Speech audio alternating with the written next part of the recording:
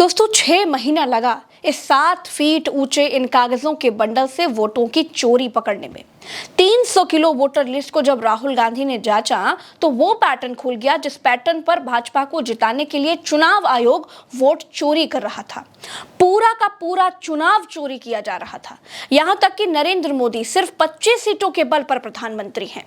अगर चुनाव आयोग डिजिटल डेटा नष्ट नहीं करता, अगर चुनाव आयोग राहुल गांधी को वो डिजिटल डेटा दे दे तो नरेंद्र मोदी प्रधानमंत्री भी नहीं रह पाएंगे। चोरी की वोटों से नरेंद्र मोदी प्रधानमंत्री बने हैं।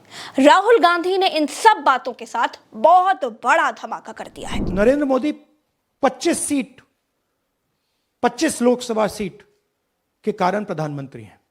हमें इलेक्शन कमीशन यह डेटा इसलिए नहीं दे रहा है क्योंकि अगर हमने जो यहां महादपुर में किया, अगर हम इसे बाकी लोकसभाओं में करा देंगे तो देश की डेमोक्रेसी की लोकतंत्र की सच्चाई बाहर आ जाएगी। ये अब एविडेंस है, ये क्रिमिनल एविडेंस है और इलेक्शन कमीशन देश में पूरे एविडेंस को डिस्ट्रॉय करने की सोच रहा है। दोस्तों राहुल गांधी ने बड़ी सी स्क्रीन लगाई थी और उस पर वो तरीका दिखाया जिस तरीके से भाजपा को जिताने के लिए वोट चोरी किए जा रहे थे। राहुल गांधी से ही समझिए कि 5 तरीकों से कैसे भाजपा को जिताया जा रहा था। और हाँ, एक बात ध्यान रखिएगा कि ये वोटों की चोरी राहुल गांधी ने कर्नाटका की एक विधानसभा सीट महादेवपुरा नाम की जो सीट है और बेंगलुरु सेंट्रल लोकसभा सीट पर पकड़ी है। यह है चोरी, 1,250,000 वोट की चोरी 5 तरीके से होती है। Duplicate voter, fake and invalid addresses, bulk voter in single address, invalid photo, misuse of form 6। Duplicate voter मतलब एक व्यक्ति 3, 4, 5, 6 बार वोट कर रहा है या उसका नाम 5-6 बार आ रहा है। फेक इनवैलिड एड्रेस मतलब या तो पता है ही नहीं या फिर फेक है। बल्क वोटर सिंगल एड्रेस, एक बेडरूम का घर है, उसमें 50 लोग का एड्रेस है और जब हम वहां जाते हैं वहां लोग ही नहीं है, वोटर ही नहीं है। इनवैलिड फोटो, या फोटो है ही नहीं या फोटो इतनी छोटी है कि उसको पहचाना नहीं जा सकता।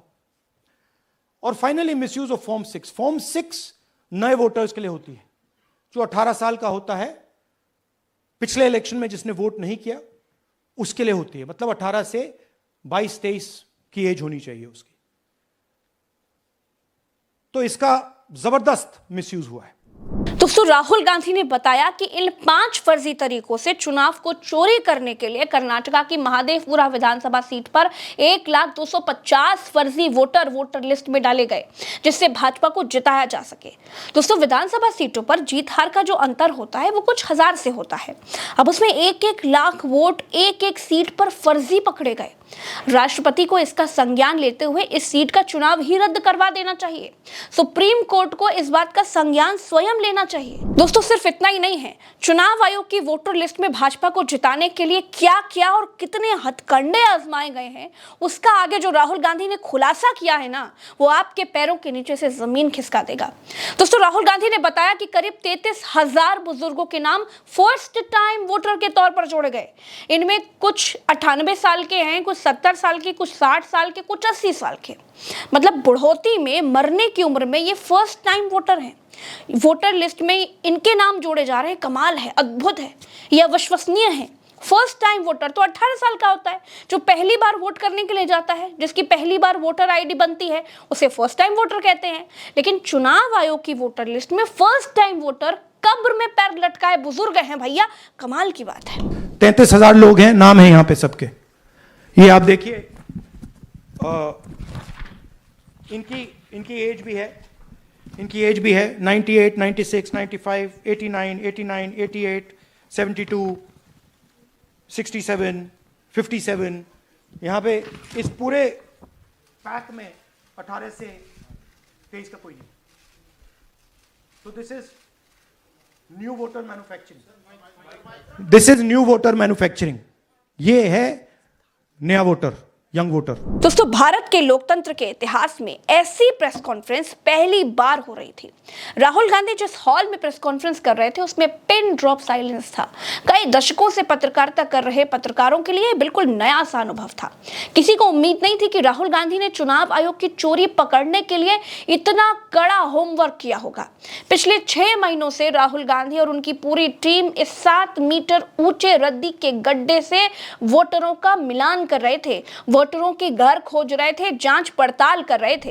इलेक्शन कमीशन ने हमें डेटा इस प्रकार दिया है, 7 फुट 200-300 किलो। अब इसमें प्रॉब्लम क्या है कि अगर हम वोटर को निकालना चाहते हैं, मान लीजिए आपका चेहरा है, आपको आइडेंटिफाई करना चाहते हैं, तो आपकी फोटो को हमें सारी की सारी फोटोज के साथ कंपेयर करना पड़ता है। हर फोटो को देख देख कर ये फोटो ये है, तो आप सोचिए कितना काम है। अगर एड्रेस निकालना है तो आपके एड्रेस को अलग सारे के सारे एड्रेसेस से कंपेयर करना पड़ता है। बहुत भारी काम है। हमारा जो काम हो गया, थोड़ा फोकस हो गया, क्योंकि लोगों ने कहा कि देखिए ये मतलब इसमें ही हमें मतलब 6-7 महीने लगेंगे, इसमें 6 महीना लगा है। और हर कागज को हमने आइडेंटिफाई किया है, कैटलॉग किया है, फोटोग्राफ निकाली है, कंपेयर की है, 6 महीने लगे। दोस्तों, राहुल गांधी ने बताया कि महाराष्ट्र में एक विशेष पैटर्न दिखाई दिया कि शाम को 5:30 बजे के बाद चुनाव आयोग ने ज्यादा मतदान दिखाया है। राहुल गांधी ने कहा कि शाम को 5:30 बजे के बाद वास्तव में ज्यादा वोटिंग हुई ही नहीं। अगर हुई तो चुनाव आयोग डिजिटल डेटा दिखा दे, लेकिन चुनाव आयोग ने नियम ही बदल दिया, डिजिटल डेटा नष्ट कर दिया। महाराष्ट्र में पता लगा कि 5 महीनों में 5 साल से ज्यादा वोटर लिस्ट में आए। लोकसभा में हमारा गठबंधन जीतता है, विधानसभा में धज्जियां उड़ जाती हैं, पता भी नहीं लगता हमारा गठबंधन कहां गायब हो गया। 1 करोड़ नए वोटर विधानसभा में वोट करते हैं, लोकसभा में नहीं किया, विधानसभा में किया। इलेक्शन कमीशन कहता है 5:30 बजे बहुत भारी वोटिंग हुई। हमारे पोलिंग बूथ के वर्कर्स कहते हैं 5:30 बजे कोई भारी वोटिंग नहीं हुई थी, कोई लाइनें नहीं थी। तो महाराष्ट्र में पहली बार देखने को मिला कि कुछ ना कुछ गलत है। दोस्तों, वीडियो में एक डिस्क्लेमर भी है। ऊपर जो भी बातें मैंने आपको बताई वो राहुल गांधी के आरोप है, लेकिन एक बात मैं यहां पर एक और आपको बताना चाहती हूं, क्योंकि मैं चुनावों में ग्राउंड पर ही रहती हूं। मेरा अपना अनुभव ये कहता है कि किसी भी राज्य में किसी भी सीट पर वोटिंग से ठीक पहले उस इलाके, उस जिले के होटल्स फुल होने लग जाते हैं। होटल्स में कमरे मिलना मुश्किल हो जाते हैं। पता चलता है कि चुनाव के लिए कार्यकर्ता आकर रह रहे हैं। ये वाकई कार्यकर्ता होते हैं या फर्जी वोट करने वाले लोग होते हैं, ये नहीं मालूम, लेकिन ये हर चुनाव में होता है और बेहद आश्चर्यजनक होता है। दोस्तों, राहुल गांधी की इस प्रेस कॉन्फ्रेंस के बाद कर्नाटका चुनाव आयोग ने कहा कि राहुल गांधी लिखित में शपथ पत्र के साथ हमें दें। वो जो कह रहे हैं अगर सही है तो हम जांच करेंगे और अगर वो गलत हुआ तो फिर हम कार्रवाई करेंगे। उसके बाद राहुल गांधी ने कहा कि जो मैं कहता हूं सच कहता हूं। सुनिए चुनाव आयोग को राहुल गांधी ने क्या जवाब दिया है। वो बोलते हैं राइट, बट मेरे ऊपर अटैक नहीं कर रहे हैं, क्योंकि अगर मेरे ऊपर अटैक करते that be criminal procedure, everything on me. None of that is happening because they know it's true, they know this is bullet proof. Rahul Gandhi ने कहा इलेक्शन कमीशन भाजपा से मिला हुआ है। जब इलेक्शन कमीशन ही कॉम्प्रोमाइज्ड है तो ईवीएम मशीन से चुनाव हो या फिर बैलेट से कोई फर्क नहीं पड़ता। जब तक इलेक्शन कमीशन कॉम्प्रोमाइज्ड है, जब तक वोटर लिस्ट कॉम्प्रोमाइज्ड है, तब तक ना ईवीएम से कुछ होगा ना मैन्युअली होगा। इलेक्शन कमीशन अगर नॉन कॉम्प्रोमाइज्ड है और मैन्युअली किया जाए हो सकता है, बट यहां तो अंपायर ही मतलब दूसरी टीम का है। तो आप वोटर लिस्ट लगाइए, आप मैन्युअली कीजिए, ईवीएम कीजिए, उससे कोई फर्क नहीं पड़ेगा। अब मैं आपको दिखाया 1 लाख फेक वोटर एक असेंबली में। राहुल गांधी ने कहा कि कर्नाटका की एक सीट वाला धांधली का मॉडल पूरे देश में लागू किया जाता है। इलेक्शन कमीशन को बिना बहाना बनाए इलेक्ट्रॉनिक डेटा उनको दे देना चाहिए। ये मैं राहुल गांधी नहीं बोल रहा हूं, ऑपोजिशन का नेता राहुल गांधी बोल रहा हूं। इलेक्शन कमीशन को बहाने नहीं बनाने चाहिए। इलेक्ट्रॉनिक वोटर लिस्ट हमारे हवाले कर देनी चाहिए। सीसीटीवी फुटेज हमें दे देना चाहिए। और मैं सिर्फ राहुल गांधी नहीं बोल रहा हूं, मैं कांग्रेस पार्टी का नेता हूं, और जो मैं बोल रहा हूं वो सारे के सारे ऑपोजिशन लीडर्स ने भी बोला है। हिंदुस्तान में 60% से ज्यादा वोट ऑपोजिशन का है। दोस्तों, राहुल गांधी ने चुनाव आयोग को चुनौती देते हुए कहा कि एक दिन अपोजिशन की सरकार इस देश में आएगी और बेईमानी करने वाले चुनाव आयोग के अधिकारियों को हम खोज निकालेंगे और सजा जरूर देंगे, चाहे सीनियर हो या जूनियर हो या फिर रिटायर ही क्यों ना हो चुका हो। We believe that this has happened in many seats. Now, the Election Commission has to give us that information, give the people of India that information. Because if they don't, there are going to be consequences. There are going to be consequences for every single polling officer who's doing this. Doesn't matter how senior you are, how junior you are. One day, the opposition is going to come to power, and then you see what we do to you.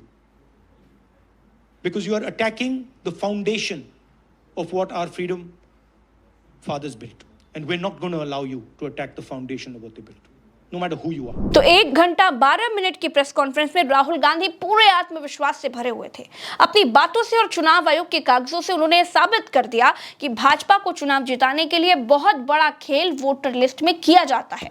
अगर चुनाव आयोग digital data दे दे तो ये खेल चुटकी में पकड़ा जा सकता है, 2 मिनट में पकड़ा जा सकता है। लेकिन चुनाव आयोग ने डिजिटल डेटा मांगने पर नियम ही बदल दिए।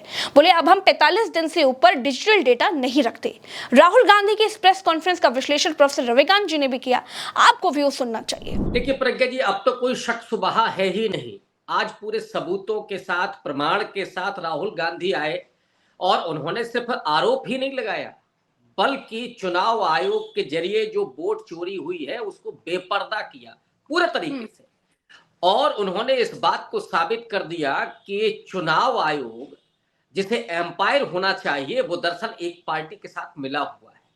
और नरेंद्र मोदी का जो तीसरी बार प्रधानमंत्री बनना है वो फर्जी वोटों के जरिए, फर्जी वोटर्स के जरिए चुनाव आयोग की मिली भगत से वो तीसरी बार प्रधानमंत्री बने हैं। यानी पूरा लोकसभा का जो चुनाव है और उसमें जो मैंडेट हासिल हुआ है वो असल में इस फर्जीवाड़े पर हासिल हुआ है।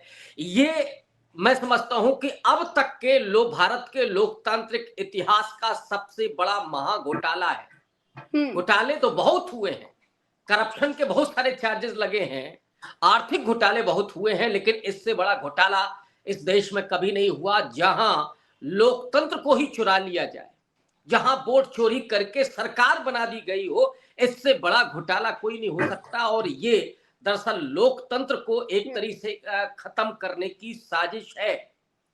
तो ये जो राहुल गांधी, इसलिए उन्होंने कहा था कि मैं एटम बम फोड़ने जा रहा हूं। ये जो प्रेस कॉन्फ्रेंस थी, और आज तक के राहुल गांधी ने इतनी सारी प्रेस कॉन्फ्रेंस की हैं, राहुल गांधी के बारे में ये नहीं कहा जा सकता कि वो झूठ बोलते हैं, कहीं एक आध बार उनकी जबान फिसल सकती है, लेकिन अब तक की सबसे क्रेडिबल प्रेस कॉन्फ्रेंस उनकी, जिसमें बाकायदा उन्होंने प्रेजेंट किया और एक एक वोटर का कि जहां पर मकान नंबर 0 है कितने वोटर्स हैं, पहली बार वोटर 98 की उम्र के हैं, कहीं फादर्स नेम XYZ है, ये हो कैसे रहा था। और कर्नाटक की एक लोकसभा सीट के महादेवपुरा जो विधानसभा सीट है उस पर उन्होंने ये पूरा जो फर्जीवाड़ा था उसको एक्सपोज किया। देखिए राहुल गांधी ने इसके पहले भी आरोप लगाए थे, वो इस खुलासे के बाद सिद्ध हो गए कि राहुल गांधी ने कभी हवा में बात नहीं की है। पहले उन्होंने महाराष्ट्र के एक विधानसभा सीट को लेकर के खुलासा किया था, और सबसे बड़ा जो आरोप लगाया था राहुल गांधी ने कि 5 बजे के बाद चुनाव आयोग जो आंकड़े जारी करता है, दूसरे दिन कई बार 24 घंटे बाद, कई बार 48 घंटे बाद, कई बार 3 दिन के 5 दिन के बाद, ये खेल क्या है, क्यों ऐसा हो रहा है, जबकि मैक्सिमम टाइम 12 घंटे लग सकता है। मान लेता हूं कि भाई 5 बजे आपने जो लाइन में लोग लगे थे उनको आपने वोट डलवाया, शाम को 7 बजे वोटिंग बंद हो गई, तो 5 से 7 के बीच में 2 घंटे में जितने वोट पड़े हैं इनका आंकड़ा देने में बमुश्किल से 10-12 घंटे लग सकता है, इससे ज्यादा नहीं लग सकता, क्योंकि शाम 5 बजे तक का तो आंकड़ा रात को आ ही जाता है, 7-8 बजे तक आ जाता है। लेकिन ये क्या करिश्मा हो रहा है कि चुनाव आयोग सब बैठा हुआ है, केवल परसेंटेज दे रहा है, वोट की संख्या भी नहीं बता रहा है कि कितना वोट पड़ा है इन 2 घंटे में। और जो उन्होंने पिछले प्रेस कॉन्फ्रेंस में कहा था कि साहब 10-10% वोट पड़ रहा है, यानी शाम 5 बजे के बाद 600 वोट पड़ रहे हैं एक एक बूथ पर। और अगर एक वोट पड़ने में 1 मिनट भी हम लगा लें तो कितना हो गया, 600 मिनट। और 600 मिनट का मतलब 10 घंटा। तो क्या सुबह 4 बजे तक वोटिंग हुई है? ये बहुत सामान्य सी बात थी, लेकिन आज तो राहुल गांधी ने पूरे प्रमाणों के साथ कि कैसे फर्जी वोटर और उनके पते, एक मकान में 80 लोग रह रहे हैं, वो भी सिंगल बेडरूम वाला मकान है, और वहां पर कोई लोग भी नहीं मौजूद मिले। बाकायदा राहुल गांधी की टीम ने इंस्पेक्शन किया है, घर घर जाकर के उन लोगों के एड्रेस को वेरीफाई किया है, लोगों को वेरीफाई किया है, उनके फादर्स नेम वेरीफाई किए, उनकी एज वेरीफाई की है। अब इसमें चुनाव आयोग नहीं बहुत मुश्किल होगा, क्योंकि कोई डिजिटल डेटा तो था नहीं इनके पास, और ये सारी चीजें एक सीट का हाल है रविकांत सर। बिना डिजिटल डेटा के ये बात सामने आई कि 7-7 फीट ऊंची रद्दियां थी, जिसमें से निकाल करके 6 महीने में पूरी जांचें की गई, और 300 किलो रद्दी में से इतना सारा फर्जीवाड़ा निकालना बहुत बड़ी बात है रविकांत सर। डेफिनेटली। और मैं समझता हूं कि लोकतंत्र में वॉचडॉग का काम हो रहा है। राहुल गांधी की टीम ने, राहुल गांधी की पार्टी ने ये जो काम किया है, ये सिर्फ कांग्रेस का मामला नहीं है, ये पूरे लोकतंत्र का मामला है, हमारे आपके हर नागरिक का मामला है कि उसका जो वोट है वो सुरक्षित हो, और उसके घर में 10 लोगों को ना जोड़ दिया जाए या उसका वोट गायब ना कर दिया जाए। तो ये लोकतंत्र की जो आत्मा है, उसका जो वोटर कि वो अपने अधिकार के जरिए सत्ता जो चुनने का, सरकार चुनने का जो अधिकार है, वही चुना जा रहा है, मैंडेट बदला जा रहा है। ये तो सीधे तौर पर ये केवल वोट चोरी नहीं है, ये लोकतंत्र को भी खत्म करने की साजिश है प्रज्ञा जी। और राहुल गांधी जैसा शख्स जो बेहद शालीन है, बहुत विनम्र है और बेहद ईमानदार भी, राहुल गांधी ने अनर्गल तरीके से आरोप नहीं लगाए हैं, एक एक प्रमाण के साथ, तथ्य के साथ, सबूत के साथ। और आज तो जो चुनाव आयुक्त हैं, शर्म से उनको डूब मरना चाहिए, और कांग्रेस पार्टी को एक जरूर काम करना चाहिए। कर्नाटक में उसकी सरकार है, वहां पर उसको एफआईआर दर्ज करानी चाहिए। ये डिमांड हो रही है सोशल मीडिया पर इस समय कि जो चुनाव आयुक्त हैं या पहले के जो चुनाव आयुक्त थे, उनके खिलाफ कांग्रेस पार्टी को एफआईआर दर्ज करानी चाहिए इस फर्जीवाड़े के खिलाफ, और बाकायदा उन पर मुकदमा चलना चाहिए। ये कोई नाजायज मांग नहीं है, क्योंकि इसमें पूरे लोकतंत्र पर प्रश्न चिन्ह खड़ा हुआ है। और आज की तारीख में क्या है, अब इन सबूतों के बाहर आने के बाद, जो राहुल गांधी ने कहा था कि हम एटम बम फोड़ेंगे, इसके बाद क्या कोई मानेगा कि नरेंद्र मोदी 240 सीटों पर जीते हैं? कोई मानेगा क्या? तो जब कर्नाटक में हो सकता है, तो क्या उत्तर प्रदेश में नहीं हुआ, या बिहार में नहीं हुआ, या दूसरे राज्यों में नहीं हुआ जहां सरकारें हैं पहले से बीजेपी के? या जब चुनाव आयोग भी, राहुल गांधी जिस बात को कहा कि जब अंपायर ही दूसरे पार्टी में खड़ा हो, दूसरे पाले में खड़ा हो, तो फिर आप चाहे वोट ईवीएम से करवा लीजिए, चाहे बैलेट पेपर से करवा लीजिए। दोस्तों फिलहाल के लिए मेरे साथ इस वीडियो में इतना ही। कैसा लगा वीडियो कमेंट में बताइएगा, फिर मिलेंगे अगले वीडियो में। अभी के लिए इतना ही। अगर आपने चैनल को सब्सक्राइब नहीं किया है तो सब्सक्राइब जरूर कीजिए। नमस्कार।